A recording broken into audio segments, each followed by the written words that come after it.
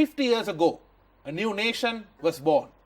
Some of the leading figures of global superpowers gave this nation a very little chance. They even said it would be a failed state. 50 years down the line, the story could not be more different. Today, that nation records a per capita GDP of more than 2,200 USD. Its exports have been growing at more than 8%, while the entire world's export growth rate is less than 1%. And in fact, for some of the key industries of the world, this is a go-to nation. The economy has been growing at over 9%, and this nation is none other than Bangladesh. Indeed, there are many miraculous stories that this nation could share with us, lessons important to developing nations like Sri Lanka and even some of the other upcoming nations, even some of the developed countries. And today on Bisnomics, in your weekend's most profitable 60 minutes, we will be speaking about the lessons from the growth of Bangladesh and the economic and diplomatic relationships between Sri Lanka and Bangladesh. And joining me for this very insightful discussion is Mr. Tareq Ariful Islam, who is the High Commissioner of Bangladesh to Sri Lanka. Your Excellency, Ayubowan, welcome to Bisnomics. Thank you. Your Excellency, if you could give us a snapshot of the Bangladesh economy, because despite the challenges, despite so many obstacles, it has come a remarkable journey. Share with us a snapshot of the economy of your beautiful country. Thank you, Mr. Tharindu. Thank you very much for inviting me to your Bisnomics, your program, and I would also like to thank all the viewers who are joining us from different parts of the country. And also thank you very much for the very nice introduction. The beginning was, as you have rightly pointed out, the beginning was not like that. In 1971, we inherited a war-ravaged economy. But we were very thankful and we were very fortunate to have a very visionary leader, the father of the nation, Bangabandhu Sheikh Mujibur Rahman. So he started building the nation virtually from the scratch. It's very unfortunate that he had only 3.5 years before he was assassinated in 1975. But even over this short period of time, he put in place all the necessary policy framework, which gave us a very good foundational base. And our current Prime Minister, his able daughter, Prime Minister Sheikh Hasina, after she took over, after she assumed office, she followed the footsteps of her father. She immediately went into a developmental overdrive, particularly from 2009.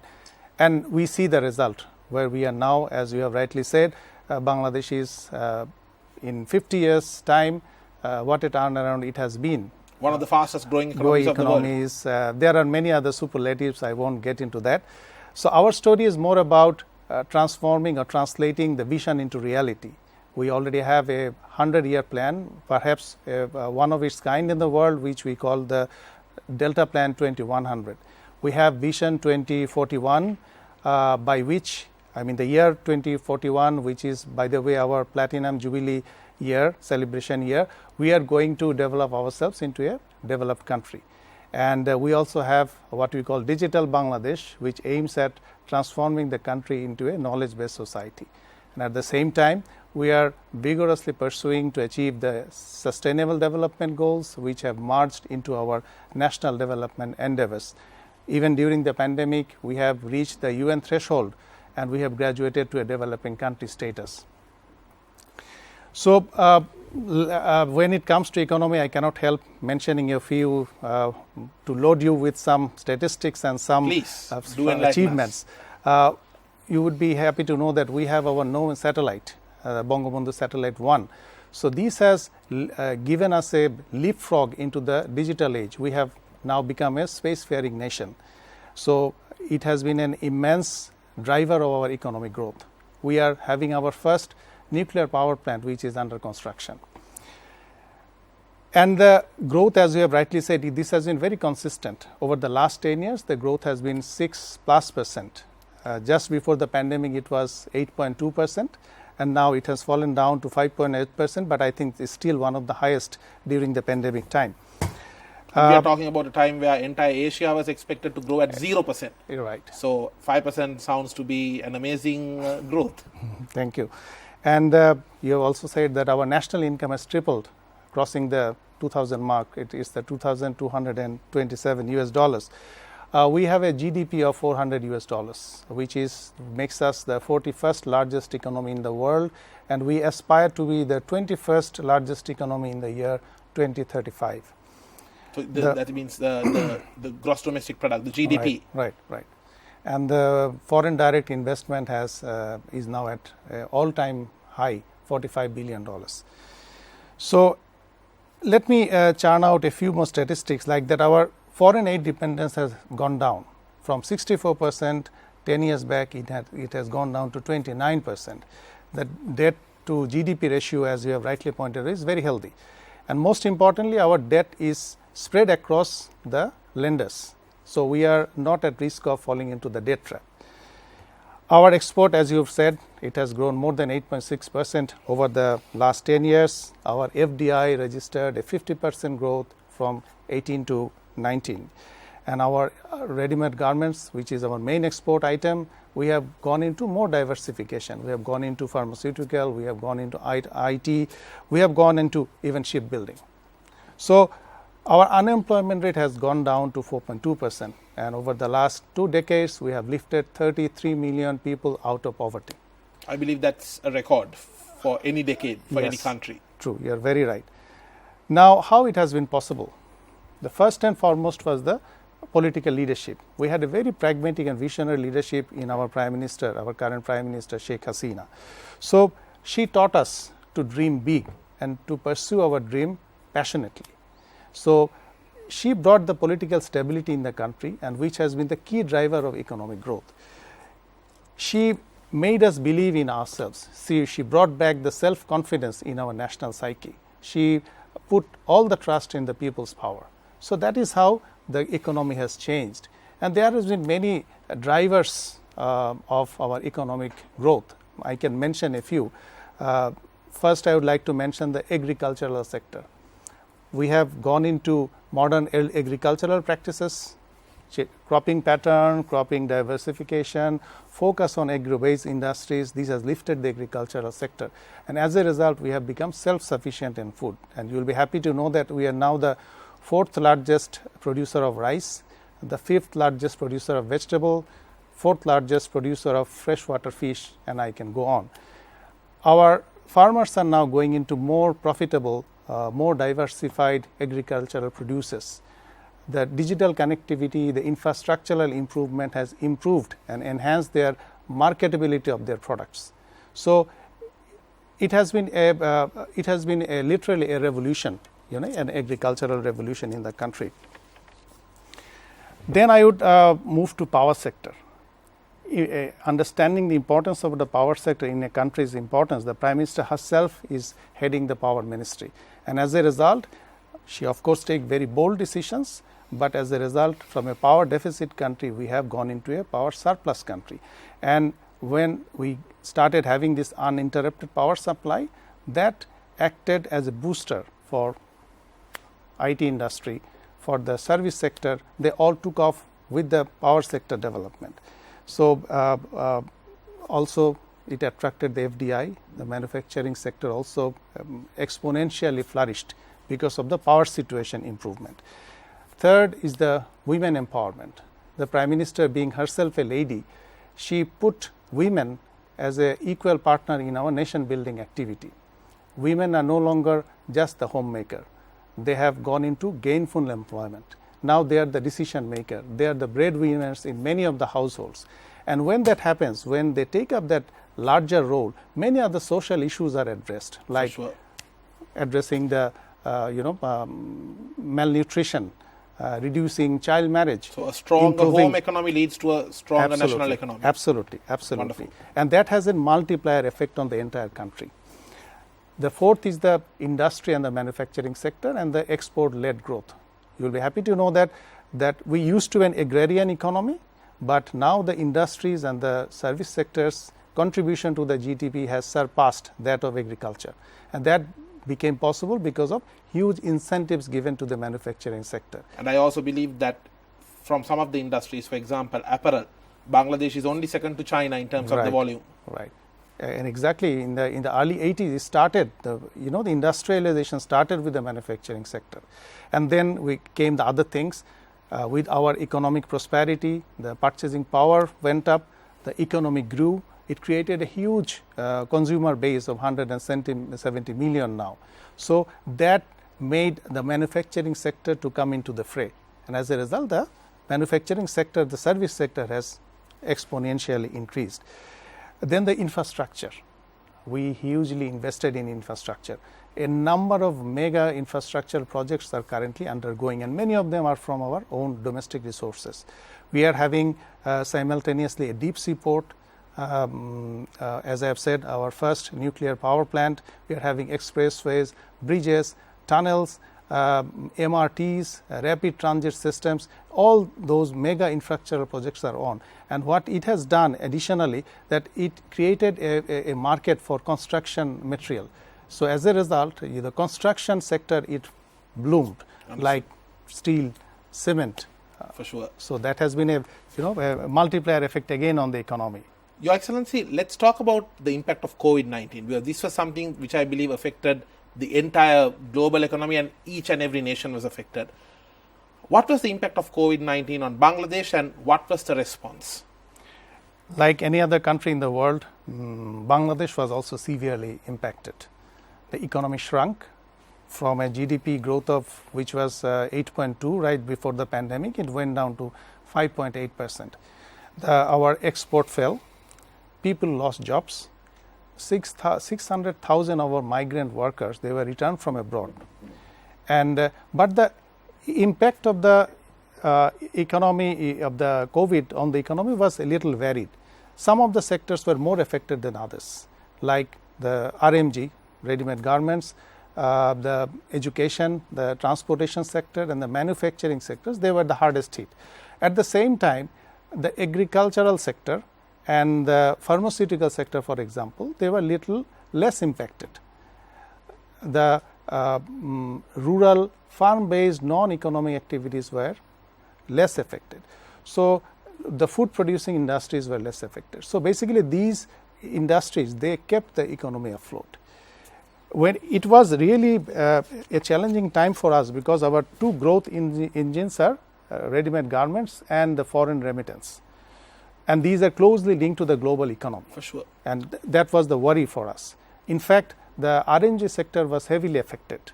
Our RNG export went down by 18%. Fortunately, the remittance sector, the foreign remittance, that was not as affected. And in fact, we saw that despite some initial hiccups in the first few months of the pandemic, the remittance inflow has in fact gone up. And that has been due to the government incentives. So more remittance was coming through formal channels. So that impact, lesser impact on the foreign remittance earning, that kind of offsetted the impact of the pandemic on our economy. Now, the response, given the population density of our country and given our socio-economic construct. And I believe the economy is the 8th most populous country in the world. Right. It could have been disastrous. But the government took immediate initiatives. The government gave out fiscal and financial stimulus package. Our stimulus package by our standard was huge. It was $13.25 billion, about 4.3% of our economy. So it kind of offsetted the impact of the pandemic. At the same time, we expanded the social safety net. We started giving out cash incentives. We started giving out food assistance and other kind of assistances. So, as I have said, we have a huge, diaspora, also a big expat community. So during the pandemic, a lot of them were sent back. So the government had to allocate special budget, about 360 million for their rehabilitation. And it worked quite well. So as a result of all these well-coordinated measures, the impact of the pandemic on our people has been far less than anticipated or feared. Understood. And now the recovery. So the country was under closure for 2 months in April and May 2020. But as soon as the country was gradually opened, we saw early signs of recovery. Excellent. And that has been due to 3 reasons mainly. One is the aggressive vaccination, then the rebound in export, and greater inflow of foreign remittance. Wonderful to hear that, Your Excellency. We are going to come back to that in more detail later on. Stay tuned. We will be back after this short break. This is Bisnomics.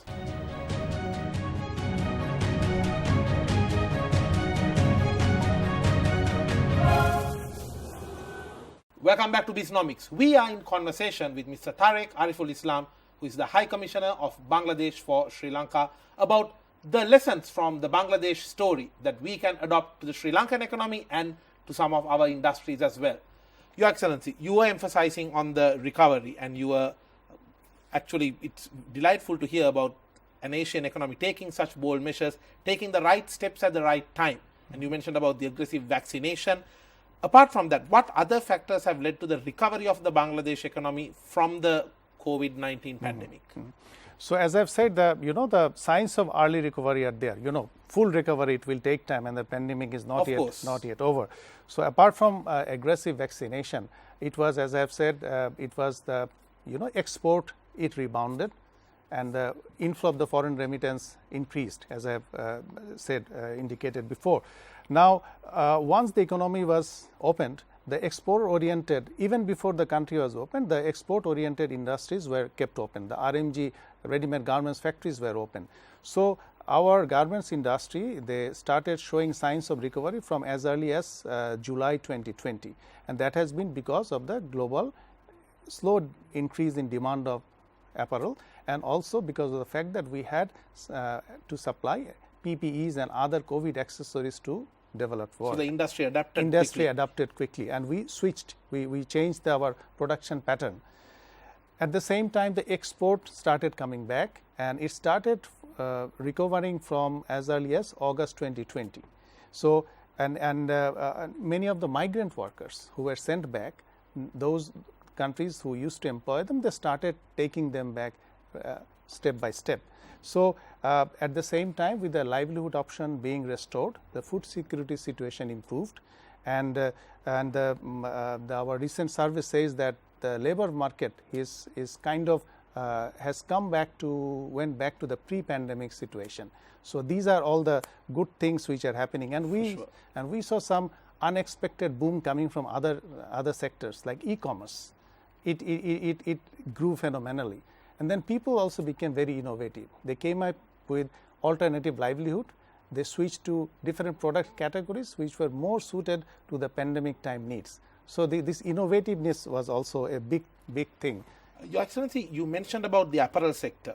Now, over the years, Bangladesh, like I said, it's only second to China in terms of the volume it exports. What has led to the growth of the apparel sector in Bangladesh? Thank you. I mean, the apparel sector's growth, it has been like a fairy tale. As you have rightly said, is the second largest. We are the second largest exporter of our ready-made garments to the world, and most importantly, it accounts for more than 85% of our foreign earning. So this is something very important for our serious business. Absolutely, and the RMG export has grown up like anything. In the last 10 years, it went up from $14 billion to $33 billion right now, at a compound annual growth of 7% per year. So now, what was the impetus? The first was obviously the cheap labor and skilled manpower. So that is changing, of course, over time, but that was the first initial break we had. Then we had the global market access and the trade policy. As you are aware, that multi-fiber arrangement and in its successor, the WTO agreement on textile and clothing, they gave us the first break, because we could get quota-free access to the North American market and preferential access to the European market. Now, when those were taken off, even then we maintained our competitiveness, and we could conquer the post-MFA challenges. So we went up and met the quota requirements of each year. and in the process we could negotiate higher quota for ourselves. So that is how that was the initial period of our growth and our trajectory. Then when we become more compliant, we became more environment friendly. We became more transparent in workplace condition, worker safety condition. So we have greening the industries. We have the highest number of green industries in our country. So as a result, also the price, the daily wage, yes, it went up. So these were all the good all things, positive signs. All positive signs, and that is how the global buyers were more attracted to source from Bangladesh. Understood. Then we had the low utility charges and female workforce, which Correct. has been a big driving factor, because about our 4 million garments workers, 85% are women. And as I understand, the women, they have some natural advantage over their male counterpart when it comes to working in the garments factories. Then we went for modernization, automation. We started adopting new technologies. So it's good to see a lot of planned initiatives in place. Absolutely, absolutely. Your Excellency, I also want to touch upon at this point of time something that is in the news pretty much over the last few weeks, the swap facility between Sri Lanka and Bangladesh. Could you enlighten us on this further? The swap arrangement, it was in fact conceived before the visit of the Honorable Prime Minister of Sri Lanka, Honorable Mahinda Rajapaksa, to Bangladesh. And this swap arrangement was discussed and agreed in principle during that visit. So the swap facilities arrangement that you are seeing on the news, this is a follow-up of that visit. And our Central Bank of Bangladesh, we call it Bangladesh Bank, they have taken a decision. And so swap is basically a loan facility in which the collateral is kept in the borrower's currency. So in your case, it's Sri Lankan rupee. So there will be a government guarantee, and under swap, our government will be giving $250 million to Sri Lanka, and the collateral of equivalent amount in LKR will be kept in a bank account. So this will be a 1 year validity. This arrangement will have 1 year validity, and for each draw there will be a 3-month period for payment, repayment. And the repayment happens in dollars. Interest rate that I gather from the media is LIBOR plus 2%. And this is the first time Bangladesh is extending swap facilities to any country, and this is also a very important indication of the growth of our capacity. And as I have said, since we have a hefty foreign exchange reserve, I believe it's more than $40 billion. It's now $45 billion. $45 billion. And it mostly because of the inflow of the foreign remittance. Now, if you look at any economic growth of any country, as the economy begins to grow, we tend to see sometimes the foreign brands encroaching. The foreign businesses want to enter that market and grab a piece of that action. They want not just to make in that country, but they want to sell their products. Now, to a certain extent, we see this happening in some of the South Asian countries where it's getting bombarded with imports, and the homegrown giants, like the homegrown brands, are not having much of a chance. What policy decisions have the Bangladesh government taken in order to make sure that they encourage homegrown businesses in the fight against some of these foreign brands that are entering? Are there any programs in place? Thank you. Very important question. In fact, we had that problem in our country because our consumers, they naturally have a foreign brand bias. So there has been always a fight between the foreign brands and local brands. But we saw it both as a challenge and also as an opportunity, because as the country economic condition improved, the consumer market based improved. So it then came two developments. One was the global foreign brands. They were jostling to take a part of it. So they were opening up their factories, their retail business in Bangladesh. And they did pose a challenge to the local brands, but at the same time there were two good things. One was the confidence of the global investors in Bangladesh. They saw that their investment, their business operation was safe in Bangladesh. So that was good for our image. And secondly, they also drove the local retailers to increase their quality of product to match the international level.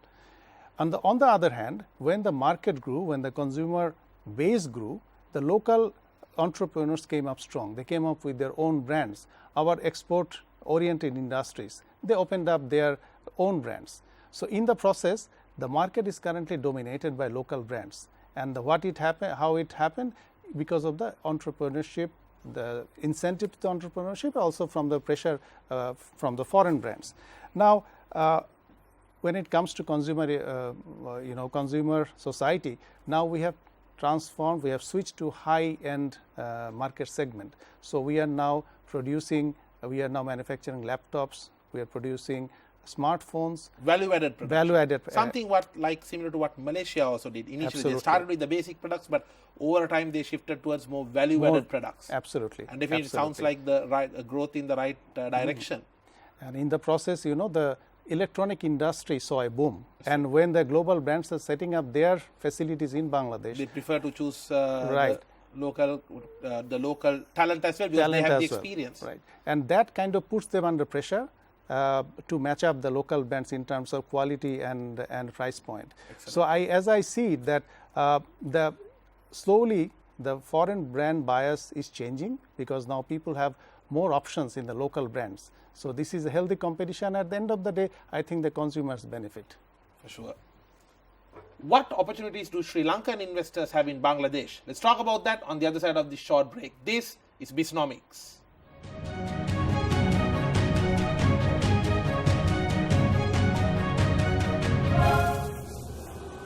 Welcome back to Bisnomics. We are in conversation with Mr. Tareq Islam, who is the High Commissioner of Bangladesh for Sri Lanka.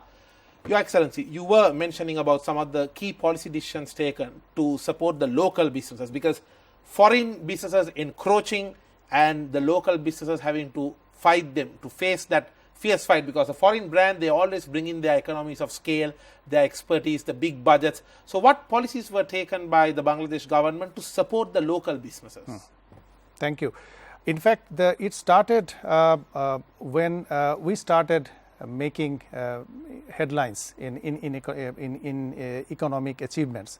So that created a brand for Bangladesh. So what the government did, they started encouraging the local manufacturers more about brand power and brand cultivating, because our huge consumer base has created the brand space.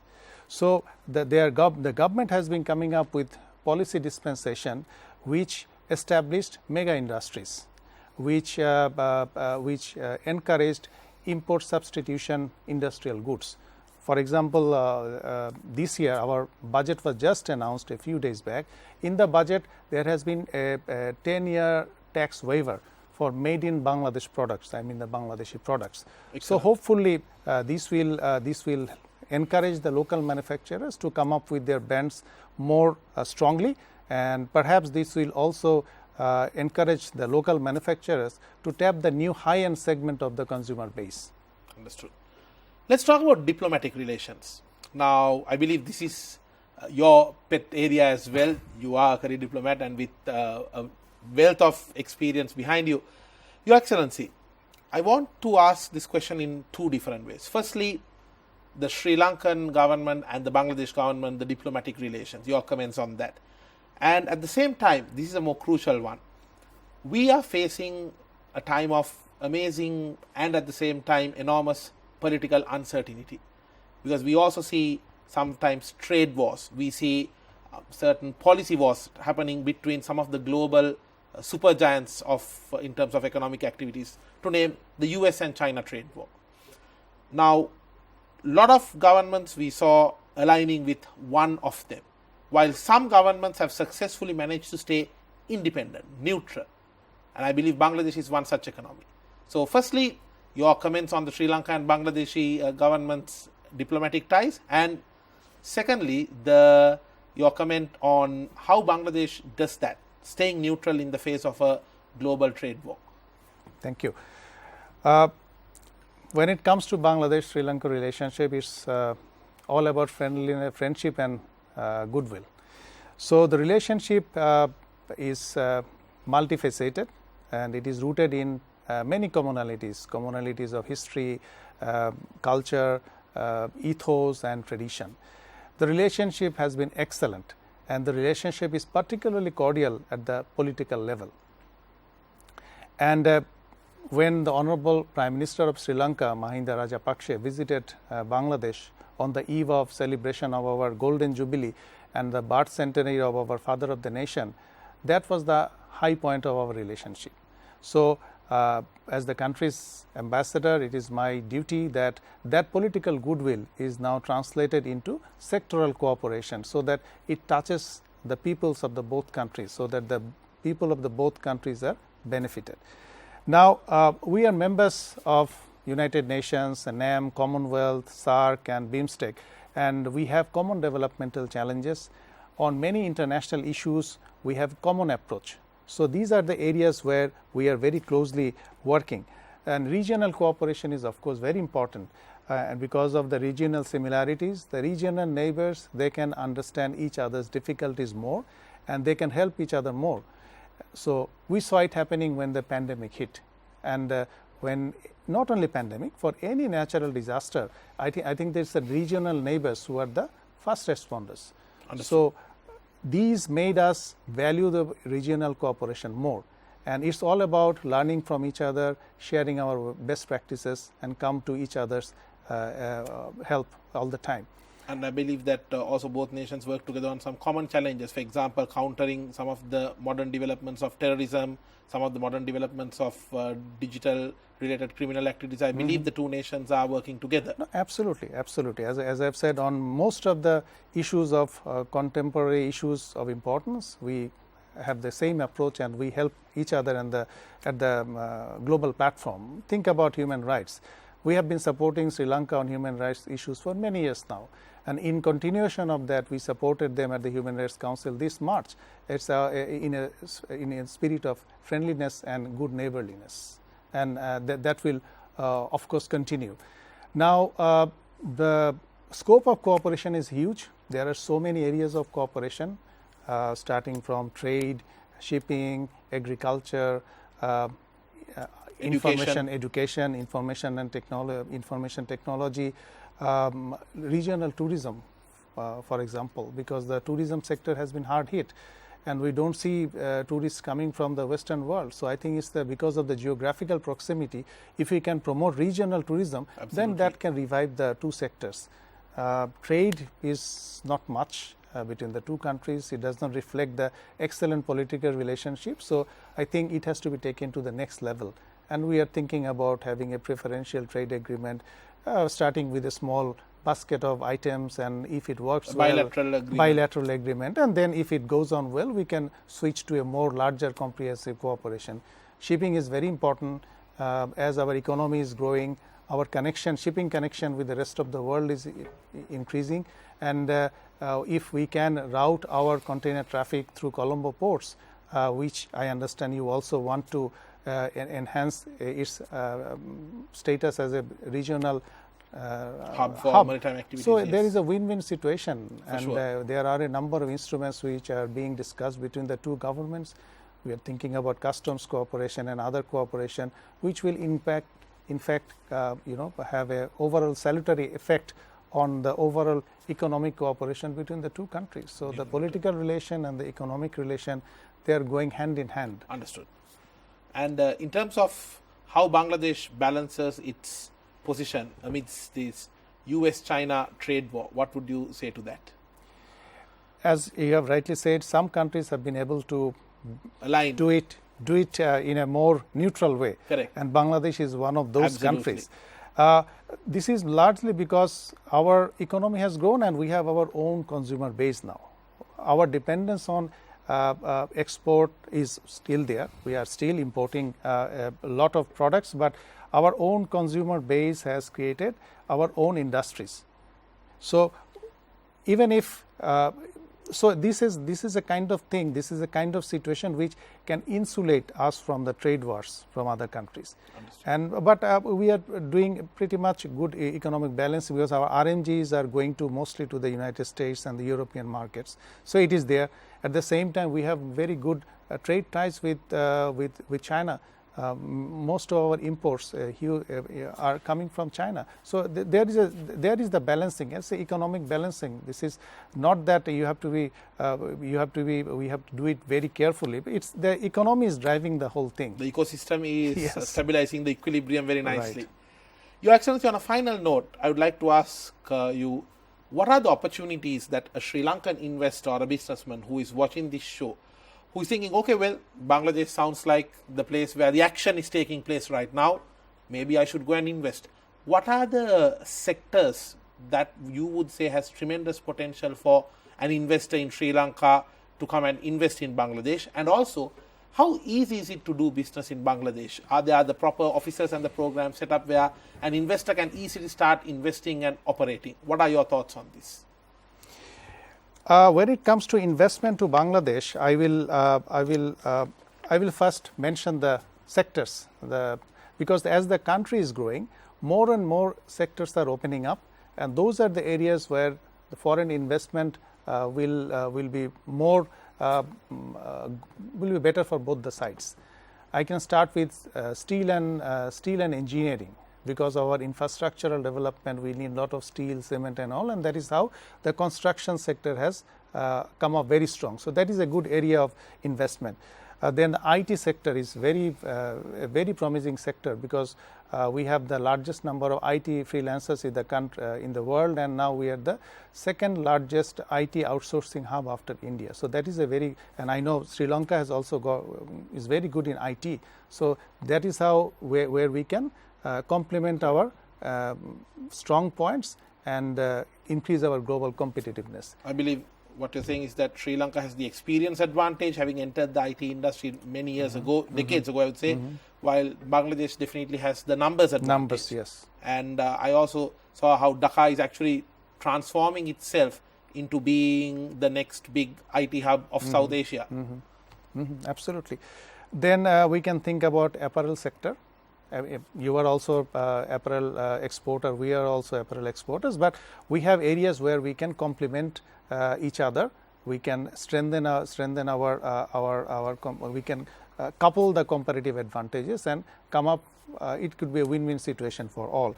Shipbuilding is another area which came up recently, but we are doing it very well. We are exporting ships to even developed countries. You are building ships and exporting. Yes, yes. Excellent. Agro-based industry is another area of investment, because our agricultural sector has come up so strong, and the agro-based agro-processing industry is looking for investment. Home appliances, we have done it very well. As I have said, we have kind of priced out many global brands. So there is another opportunity of investment there. Renewable energy, that is also coming up very strong in our country. We are having 5.8 million solar panels installed on the rooftops of in remote villages. And they say green energy is the next big thing. Absolutely. Biotechnology is another area where we need expertise and investment. Education, as we have said, we are having the education cooperation, but that can be strengthened. Hotel and tourism sector is another very important area of cooperation. Both our economies are, particularly Sri Lankan economy is largely dependent on the tourism sector. That is, so in the hospitality sector, your expertise, because you came into tourism much earlier than we did, and you did it pretty well. So your expertise can be a big help to us, and that can be transferred through investment and knowledge. Logistic and supply chain. As the economy is growing, we are having huge demand for logistic supply chain coordination. So that is, in fact, some of the Sri Lankan logistic companies are already in business in Bangladesh. And I believe many apparel companies too have set up shop and set up factories there. Absolutely. And then lastly, the infrastructure. I have mentioned there, we have so many mega infrastructural projects going on simultaneously. So that is another big area for cooperation. And when it comes to investment, Sri Lankan, especially the ease of doing business, that's another thing a lot of investors look at. Absolutely.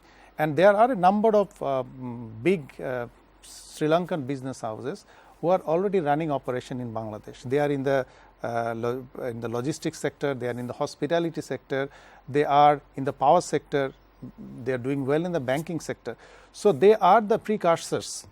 They can give you the reality check, how easy it is doing business in Bangladesh. So maybe their examples can be the harbinger of bringing others to follow. And when it comes to foreign direct investment, I think we have one of the most liberal for FDI regimes in South Asia. Our investment is protected. We have our own domestic laws for protection of investment, particularly for FDI, against nationalization or expropriation. We are member to almost all the major multilateral investment protection treaties. So when it comes to issuance of share, it's very flexible. There is almost no limit on foreign equity participation. There is almost no limit on repatriation of capital and profit. So these are all very and because of our growth, because of our expansion of our market, because of our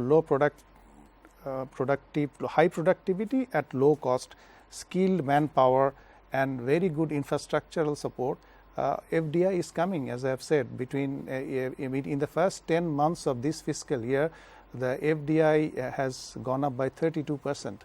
So this is an indication, and all the big names, global big names, are making beeline. We are coming up with 100 special economic zones and 39 high-tech parks, starting from electric car production, vehicle production, laptop, smartphones, and all, including shipbuilding. So this is a very propitious situation when it comes to foreign direct investment in Bangladesh, and very importantly, understanding the importance of FDI in a country like ours.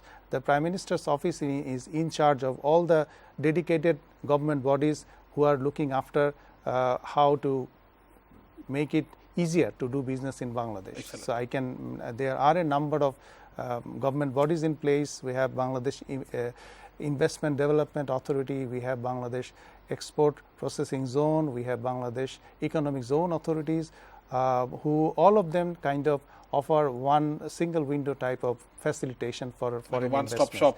Yes. And so basically you're saying Bangladesh is ready for Sri Lankan businesses. Of course, they are already there, and they can come in a bigger way. And when Excellent. it comes to investment in Bangladesh, myself and my mission is here to help them out.